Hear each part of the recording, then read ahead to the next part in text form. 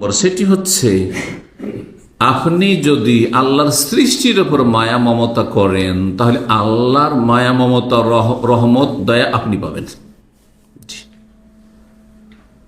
সে মানুষ হোক, মানুষের ওপর যে কোনো মানুষ। আচ্ছা, অসৎ মানুষ পাপী, তাদের উপর মায়া করবেন না? আমাদের আচরণটা কেমন হবে এই বিষয়টি অনেকে বুঝেন না, যার ফলে আপনার সবকে একাকার করে দেন, হক বাতিলকে একাকার করে দেন। একজন চোর, একজন মদখোর, একজন হারামখোর, একজন বিভিন্ন পাপ করে, তার উপর আপনার মায়া থাকবে না থাকবে না, দয়া থাকবে না থাকবে না? অমুসলিম, কাফের, মুশরিক, আল্লাহ ছাড়া ওনাকে মাজারে সেজদা করছে, মূর্তিকে সেজদা করছে, তার উপর আপনার দয়া মায়া থাকবে কি থাকবে না?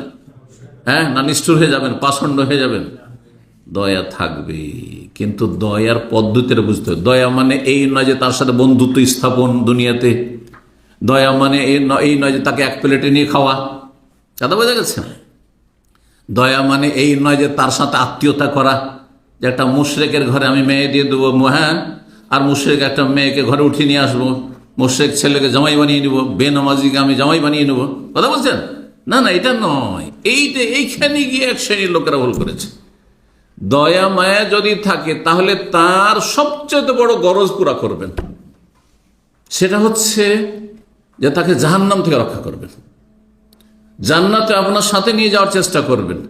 আর এই জন্য হচ্ছে ইসলামের দাওয়াত, এই জন্য অমুসলিমদের আমরা ইসলামের দিকে আহ্বান করি, এই জন্য মুসলিম পাপিষ্ট, বেনামাজি, বেদিন, মদখোর, সুদখোর, ঘুষখোর, বেঈমান, হারামখোর, তাদেরকে ইসলামের দিকে ডাকি যে এরা এই অবস্থায় চলে গেলে জাহান্নামে চলে যাবে। চোর, ডাকাত, খুনি, সন্ত্রাসী, যত অপরাধী রয়েছে, আল্লাহর হক নষ্ট করে অপরাধ হোক, আর মানুষের হক নষ্ট করে অপরাধ হোক, আর দেশের হক নষ্ট করে অপরাধী হোক, তাদেরকে আমরা জাহান্নাম থেকে উদ্ধার করতে চাই। কারণ এই অবস্থায় যদি মারা যায় তাহলে জাহান্নামী হয়ে যাবে, যেমন খারিজি, জঙ্গি জাহান্নামের কুকুর হবে।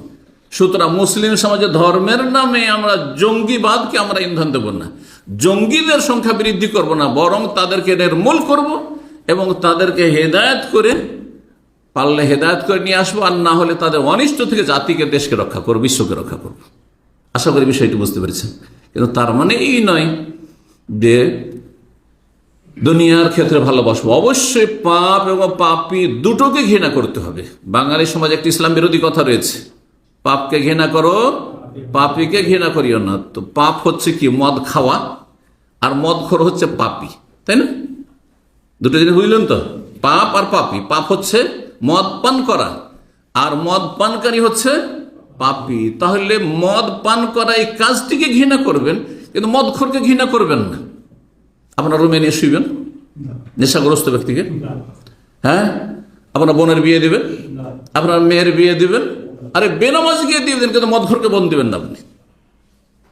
এটা আবার বুঝছেন? আবার এতটুকু বুঝে এসেছে যে মদখোরকে মেয়ে দিলে শান্তি পাবে না আমার মেয়ে, কিন্তু বেনামাজিকে দিলে আবার শান্তি পাবে, অথচ বেনামাজি মদখোরের চাইতে বড় পাপী। ইসলাম বুঝেন না, সেই জন্য এই আচরণটা করছেন আপনি।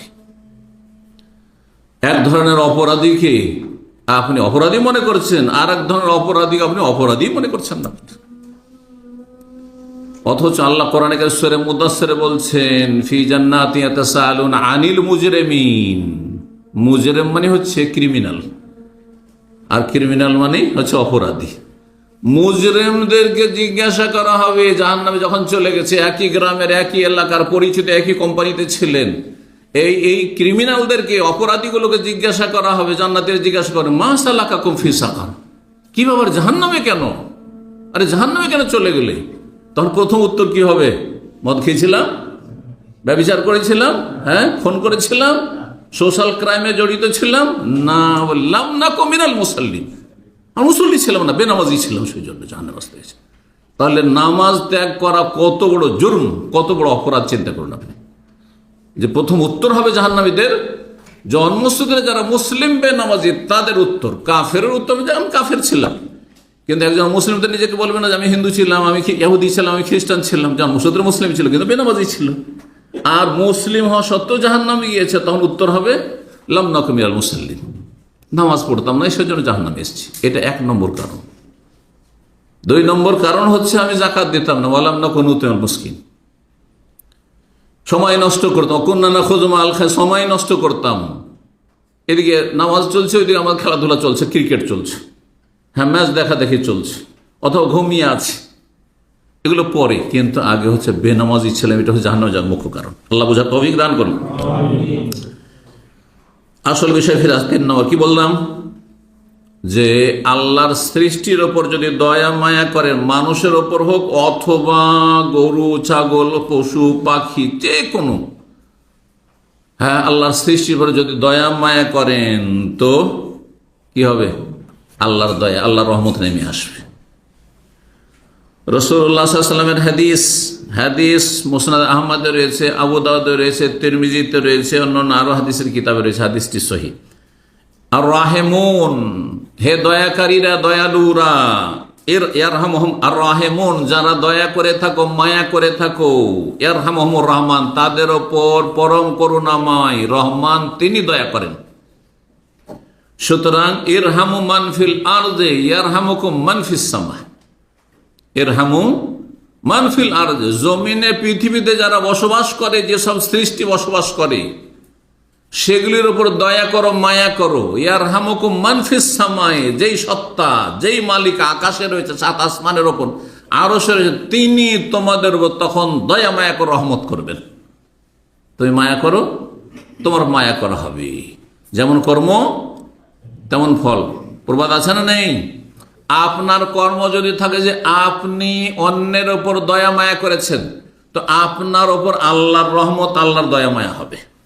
এটি হচ্ছে যেমন কর্ম তেমন ফল। আর আপনি যদি নিষ্ঠুর হন, শিক্ষক, আজকাল কিছু শিক্ষককে দেখা যাচ্ছে, স্কুল কলেজের শিক্ষককে তো দেখা যাচ্ছে, কলেজও না স্কুলে, কারণ কলেজে তো হ্যাঁ কলেজের স্টুডেন্টরা মারলে তো বহুবার চিন্তা করতে হবে লেকচারার প্রফেসরকে, আমি বাঁচবো কি নাকি মেরে, তাই না? হ্যাঁ স্কুলে তো হচ্ছে, কারণ এর স্কুলের টিচারগুলো জাহেল, দুনিয়া কিছু পড়েছে কিন্তু দিনের ধারে কাছে নেই, যার ফলে এইসব জুলম অত্যাচারগুলি করে থাকে, এই নিষ্ঠুরতা দেখে থাকে। কিন্তু মাদ্রাসার শিক্ষক, হেফজখানার শিক্ষক যদি এইরকম নোংরা চরিত্রের হয়, এইরকম যদি বদ প্রকৃতির হয়, আর এইরকম যদি জালেম নিষ্ঠুর হয়, কিভাবে এইভাবে মারধর করতে পারে? চিন্তা করুন। পরের ছেলেগুলি আপনাকে আমানত দেওয়া হয়েছে, পরের মেয়ে আপনাকে আমানত দেওয়া হয়েছে, আপনি একজন শিক্ষক হিসাবে আপনাকে সর্বোত্তম বাবার পরিচয় দেওয়া উচিত ছিল, মায়ের পরিচয় দেওয়া উচিত ছিল। আপনি ছেলে মেয়েকে এভাবে, নিজের ছেলে মেয়েকে মারতে পারবেন? অনেক মূর্খ অবশ্য আছে যে ছেলে মেয়েকে গরু ছাগলের মতো করে মারে। এরা মানুষ না, এরা মানুষ, মানুষরূপী এরা অমানুষ, পশু। আল্লাহ এদের অনিষ্ট থেকে রক্ষা করুন। ইরহামু মান ফিল আরদ, পৃথিবীতে যারা আছে তাদের উপর দয়া করো, মায়া করো। ইয়ারহামুকুম মান ফিস সামাই, যেই সত্তা আকাশে রয়েছেন তিনি তাহলে তোমাদের উপর দয়া মায়া করবেন, না হইলে হবে না। তুমি যদি মায়া না করো, তোমার মায়া হবে না। তুমি স্ত্রীর মায়া করো, তুমি ছেলে মেয়ের মায়া করো, তুমি বৃদ্ধ বাবা মায়ের উপর মায়া করো, তুমি আত্মীয় স্বজন ভাই বোনদের মায়া করো, তুমি পাড়া প্রতিবেশীর মায়া করো, তুমি এতিম দয়া অসহায়দের উপর মায়া করো, তুমি আল্লাহর সৃষ্টি পশু পাখির উপর মায়া করো। একটা বিড়াল এই সৌদি আরবের গরমে রোদরে ছটফট করছে, পানি পাচ্ছে না, আর একটু মায়া হলো না? ঘরে গিয়ে ঢুকে গেলেন, আপনি এসি রুমে ঢুকে গেলেন, একটু পানি দিতে পারলেন না, একটু খাবার দিতে পারলেন না আপনি, তাহলে কি করে আল্লাহ রহমত পাবেন আপনি? জি, আল্লাহ যেন বুঝার তৌফিক দান করেন।